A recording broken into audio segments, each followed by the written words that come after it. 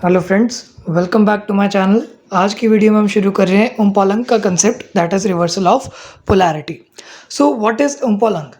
The situation in which a syntone of polarity opposite to that normally associated with the required functional group must be used is called reversal of polarity और उम्पोलंग। अब जब भी disconnection approach करते हैं, ठीक है, जब एक रिएक्शन के रिएक्टेंट्स निकालने के लिए हम डिसकनेक्शन अप्रोच करते हैं फ्रॉम दी प्रोडक्ट, तो हमारे पास क्या बनते हैं? हमारे पास सिंथॉन्स बनते हैं। ठीक है, मतलब हमारे पास क्या बनते हैं? सिंथॉन्स बनते हैं। सिंथेटिक इक्विवेलेंट बनने की कोशिश करते हैं हम। ठीक है, ठीक है। तो जब भी हम इसमें ऐसे की कोशिश करेंगे तो हमारे पास क्या बनता है? सिंथेटिक इक्विवेलेंट बन जाते हैं और सिंथॉन से हम सिंथेटिक इक्विवेलेंट सिंथेसाइज करते हैं। मींस हमारे पास क्या है? उम्पोलंग में क्या होता है? जब हमारे पास दो सिंथॉन्स बनाते हैं फ्रॉम द टारगेट मॉलिक्यूल, तो टारगेट मॉलिक्यूल से एक सिंथॉन जो होता है वो तो एक नॉर्मल फंक्शनल ग्रुप की तरह ही बिहेव करता है, और दूसरा सिंथॉन जो होता है दैट बिहेव्स कि उसके पास जो फंक्शनल ग्रुप पे चार्ज आना था बल्कि उसके ऑपोजिट का चार्ज आ गया। ठीक है, बल्कि उसका ऑपोजिट चार्ज आ गया। जैसे हम देखते हैं कि कार्बोनिल कार्बन जो है उसके साथ वाला जो कार्बन होता है that must contain a negative charge. ठीक है, कार्बोनिल कार्बन के साथ वाला कार्बन पर नेगेटिव चार्ज होना चाहिए। इसको हम एक्सप्लेन करेंगे with the retrosynthetic analysis of this compound that is diketone. ठीक है, अब यहाँ पर क्या देखते हैं हम? पहले इसकी 1,2 सी डिस्कनेक्शन करते हैं। यहाँ पर से हमने डिस्कनेक्ट किया तो एक जगह पर हमारा इलेक्ट्रॉन्स ट्रांसफ़र हो गए, यहाँ पर नेगेटिव चार्ज आ गया, और दूसरी जगह पर इलेक्ट्रॉन्स नहीं रहे तो वहाँ पर पॉजिटिव चार्ज आ गया। अब कार्बोनिल के तो साइड अल्फ़ा कार्बन में हमेशा नेगेटिव चार्ज ही होना चाहिए। ठीक है, तो ये वाला तो हमारा नॉर्मल कंपाउंड हो गया, दैट इज़ हमारा डेरिवेटिव ऑफ एसीटोन। ठीक है, ये हमारा क्या है? सिंथॉन ऑफ एसीटोन है, इनोलेट ऑफ एसीटोन। यहाँ पर इनोलेट कैसे बन गया कि ये यहाँ पर जो है हमारे पास इलेक्ट्रॉन जो है ये क्या बनाएंगे? इनोल फॉर्म बना देंगे। जब ये यहाँ पर इन बन जाएगा और यहाँ पर ओ नेगेटिव के साथ एच लग जाएगा तो ये इनोल बन जाएगा। तो इनोल जो है that is equivalent to the acetone, enolate. ठीक है, और साथ वाला जो कंपाउंड बना है जहाँ पर क्या है? नेगेटिव चार्ज की जगह पर पॉजिटिव चार्ज आ गया, तो इसे हम कहते हैं उम्पोलंग सिंथॉन। मतलब इस पर नेगेटिव चार्ज की जगह पर ऑपोजिट चार्ज आ गया। ठीक है, this corresponds to a general molecule like this B R and this. ठीक है, यहाँ पर हमने पॉजिटिव चार्ज को स्टेबलाइज करने के लिए नेगेटिव बी आर आयन लगा दिया, तो ये हमारे पास जो रिएजेंट बनता है दैट इज उम्पोलंग रिएजेंट। ठीक है, अब यहाँ पर हमने इस कंपाउंड से हमारा दोनों रिएजेंट्स बना ले, सिंथेटिक इक्विवेलेंट्स बना ले। अब इनको हम सिंथेसाइज करेंगे। तो एसीटोन में अगर बेस डालेंगे तो हमें क्या पता है कि बेस क्या करता है? इट एब्स्ट्रैक्ट्स अ प्रोटॉन, तो ये अल्फा कार्बन से प्रोटॉन एब्स्ट्रैक्ट करेगा और नेगेटिव चार्ज आएगा इसके ऊपर। वो नेगेटिव चार्ज जो है वो इस वाले कार्बन पर एक्ट करेगा और बी आर को रिमूव कर देगा और हमारे पास ये प्रोडक्ट बन जाएगा, that is our target molecule. ठीक है, तो ये हमारा हो गया उम्पोलंग का कंसेप्ट। अब इसमें देखेंगे कुछ कुछ इम्पोलंग रिएजेंट्स। जैसे पहला है हमारे पास इपॉक्साइड एज उम्पोलंग रिएजेंट। अब इपॉक्साइड में देखा जाए तो हमारे पास जैसे ये हाइड्रोक्सी कीटोन है। ठीक है, यहाँ पर 1,2 जो है डिस्कनेक्शन करेंगे सी बॉन्ड की। ठीक है, तो यहाँ पर क्या होगा? एक बॉन्ड पे फिर से इलेक्ट्रॉन चले जाएंगे, यहाँ पर नेगेटिव चार्ज, और यहाँ पर फिर से नेगेटिव चार्ज आना चाहिए था बट लेकिन क्या आ गया? Positive charge. ठीक है, तो ये क्या हो गया? Enolate of acetone. तो इसको तो स्टेबलाइज कर दिया यहाँ पर इस तरीके से हमने। ठीक है, हाइड्रोजन लगाकर, और यहाँ पर क्या हुआ? यहाँ पर इनोलेट ऑफ एसीटोन बनने के बजाय यहाँ पर अल्कोहल बना। ठीक है, ये अल्कोहल जो है इसके ऑक्सीजन के पास लोन पेयर ऑफ इलेक्ट्रॉन्स होते हैं, तो वो लोन पेयर इलेक्ट्रॉन जो है वो हमारे कार्बन के पास जाकर उस पर अटैक करेंगे ताकि हमारे पास क्या बन सके? इपॉक्साइड बन सके। तो ये हमारा क्या हो गया? उम्पोलंग सिंथॉन, और ये हमारा हो गया उम्पोलंग रिएजेंट। ठीक है, तो सिंथेसिस जो है उम्पोलंग ये वाले कंपाउंड की वो हम कैसे कर सकते हैं? हम फिर से एसीटोन लेंगे, बेस डाला, नेगेटिव चार्ज आ गया, नेगेटिव चार्ज ने क्या किया? हमारे ये वाले कार्बन पर अटैक किया और ये बॉन्ड ब्रेक हुआ। ठीक है, और ये बॉन्ड जब ब्रेक होता है तो इसके ऊपर नेगेटिव चार्ज आता है, तो यहाँ पर OH लग जाएगा, तो हमारे पास ये वाला हमारा फिर से प्रोडक्ट बन जाएगा। ठीक है, तो ये हमारा हो गया इपॉक्साइड एज उम्पोलंग रिएजेंट। ओके, अब हम नेक्स्ट पढ़ रहे हैं 1,3 डायथाइन एज उम्पोलंग रिएजेंट। ठीक है, अब यहाँ पर हम क्या देखते हैं कि कीटोन या एल्डिहाइड में जब हम 1,3 प्रोपेन डायथायोल डालते हैं, तो लेट अस सपोज कि ये हमारा कीटोन है। ठीक है, यहाँ पर RH भी हो सकते हैं या कुछ भी हो सकता है। ठीक है, तो कीटोन या एल्डिहाइड लेके उसमें अगर हमने प्रोपेन 1,3 डायथायोल डाल दिया, ठीक है, in presence of acid catalyst, वो किस में चेंज हो जाएगा? साइक्लोहेक्सेन 1,3 डायथायोल। ठीक है, तो ये चेंज हो जाता है 1,3 डायथाया साइक्लोहेक्सेन में। ठीक है, तो ये 1,3 डायथाइन कहते हैं इसे, क्या कहते हैं, 1,3 डायथाइन कहते हैं ये वाले कंपाउंड को। अब ये कंपाउंड में हम क्या देखते हैं कि यहाँ पर जो हाइड्रोजन होते हैं between the two sulphur atoms वो बहुत ज़्यादा एसिडिक होते हैं, ठीक है, ज़्यादा एसिडिक नहीं होते पर लेकिन एसिडिक होते हैं, ताकि रिएक्शन जो है जब भी हमारे पास स्ट्रॉन्ग बेस के साथ की जाएगी, जैसे ब्यूटाइल लिथियम, ठीक है, इससे क्या बनेगा, हमारे पास एक एनायन बन जाएगा, एक H रिमूव हो जाएगा, तो यहाँ पर नेगेटिव चार्ज आ जाएगा। ये वाला जो एनायन है ये बहुत सारे इलेक्ट्रोफाइल्स के साथ अटैक कर सकता है, जैसे हमारे पास कार्बोनिल कंपाउंड के साथ, कार्बोनिल ग्रुप के साथ, इपॉक्साइड के साथ, प्राइमरी या सेकेंडरी हैलाइड्स के साथ, ठीक है।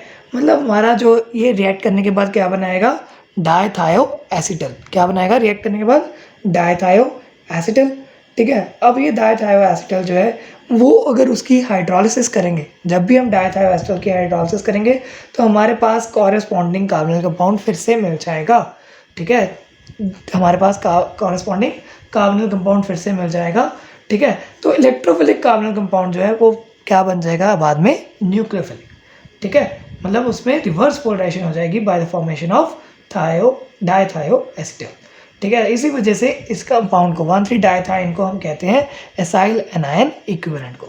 अब इसको रिएक्शन की तरह समझते हैं, तो ये इसकी इस टारगेट मॉलिक्यूल की हम क्या पढ़ रहे हैं, रेट्रोसिंथेटिक एनालिसिस। यहाँ से हमने एक CC बॉन्ड क्लीवेज करी, ठीक है, 1 to CC बॉन्ड क्लीवेज, तो हमारे पास क्या बना, ये एक जगह पर हमारा आ गया नेगेटिव चार्ज और एक जगह पर पॉजिटिव चार्ज। अब हम क्या देखते हैं कि हमारे पास जो कार्बोनिल कार्बन असल में होता है उसके अल्फा कार्बन पर तो नेगेटिव चार्ज आना चाहिए, बट वो वाला कार्बन जो है उसके ऊपर पॉजिटिव चार्ज आना चाहिए। क्यों? क्योंकि ऑक्सीजन तो इलेक्ट्रॉन्स विड्रॉएंगे, ठीक है, तो इलेक्ट्रॉन विड्रॉ कर देता है, तो उसके ऊपर नेगेटिव चार्ज की जगह पर पॉजिटिव होना चाहिए, ठीक है। तो ये एक्चुअल में जो है होना चाहिए था ये वाला कंपाउंड इलेक्ट्रोफाइल, बट ये क्या बन गया, न्यूक्लियोफाइल, क्या बन गया, न्यूक्लियोफाइल। तो न्यूक्लियोफाइल इसका जो इक्विवेलेंट न्यूक्लियोफाइल है एसाइल एनायन का, दैट इज 1,3 डायथाइन, ठीक है, 1,3 डायथाइन एनायन हमारा न्यूक्लियोफाइल, ठीक है। अब हम क्या देखते हैं कि जो हमारा बाकी बचा, जो हमारा ये वाला कंपाउंड था कार्बोकटाइन, इसमें अगर हमने Br ऐड कर दिया तो हमारे पास हमारा रिएजेंट बन गया।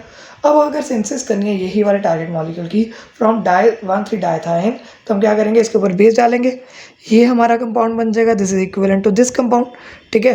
तो ये जब इसके साथ रिएक्ट करेगा हमारे ये वाले रिएजेंट के साथ, तो क्या होगा, ये नेगेटिव चार्ज यहाँ पर आ जाएगा, Br रिमूव हो जाएगा, तो हमारे पास इस तरीके से प्रोडक्ट बन जाएगा। अब इसके ऊपर मर्क्यूरिक सल्फेट डालेंगे, ठीक है, तो हमारे पास क्या बनता है, इसकी डी प्रोटेक्शन हो जाती है ये वाले कार्बन की, तो हमारे पास यहाँ पर कार्बोनिल ग्रुप बन जाता है, ठीक है। तो इसकी क्या बन गई, डी प्रोटेक्शन हो गई।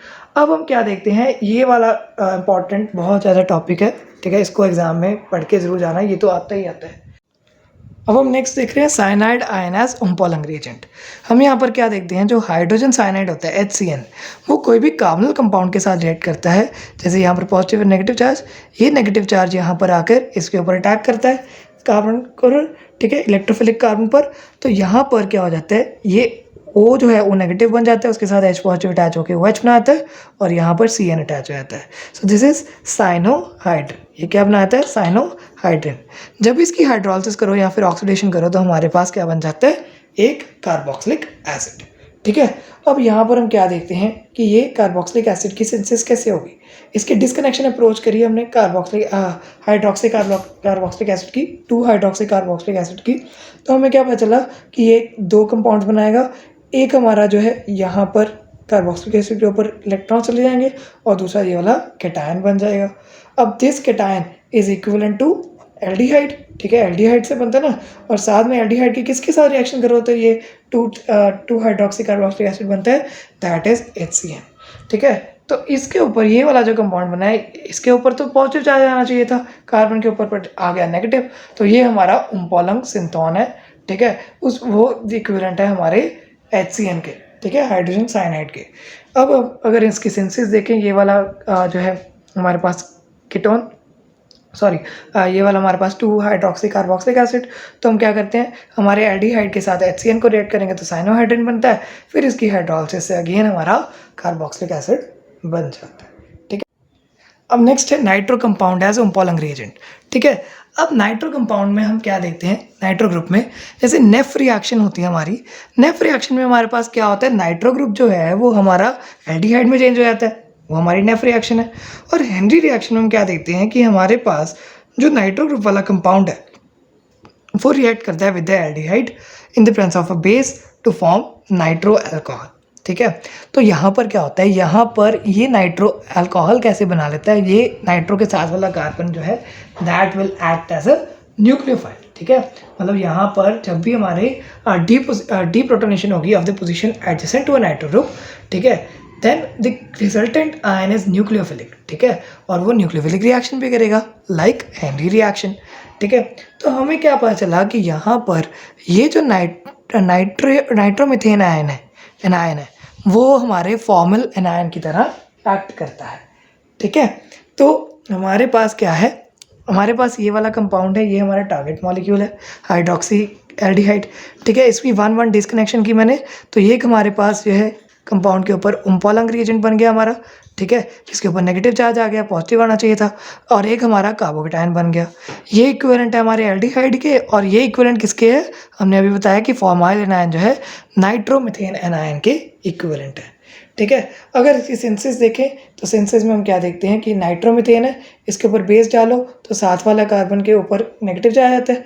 ठीक है, उसके ऊपर अगर एल्डिहाइड डाल दो तो ये जो है इसके साथ रिएक्ट करेगा और हमारे पास नाइट्रो अल्कोहल बनेगा। अगर इसकी बेस और स्ट्रॉन्ग एक्वस एसिड के साथ रिएक्शन करो, मतलब नेफ रिएक्शन करो, तो हमारे पास फिर से हमारा टारगेट मॉलिक्यूल जो ये वाला है वो जनरेट हो जाएगा, मतलब हमारा नेफ रिएक्शन से एल्डिहाइड बन जाएगा। तो इस तरीके से नाइट्रो ग्रुप जो है वो हमारा एक्ट करता है एज ई उम्पोलंग रिएजेंट। तो यहाँ पर हमारी वीडियो कंप्लीट होती है। In the next video will discuss the next topic. Thank you so much.